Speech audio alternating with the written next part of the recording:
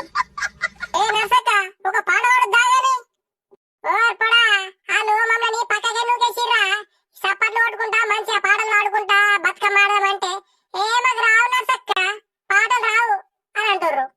ఈ పొరగాళ్ళు వినటట్లేదని నేనే సప్పుడాక నోరు మూసుకొని ఉన్నారా పక్కకు. అరే వేస్ట్ వెళ్ళు, మేము మంచిగా ఆడుకోవచ్చు డిస్టర్బ్ ఎత్తున్నాయిరా. మీరు డీజే పెట్టుకుంటా బతుకమ్మ ఆడినంటే నేను మా దోస్తులు అందరం వచ్చి డాన్స్ చేద్దాం చెప్తున్నా.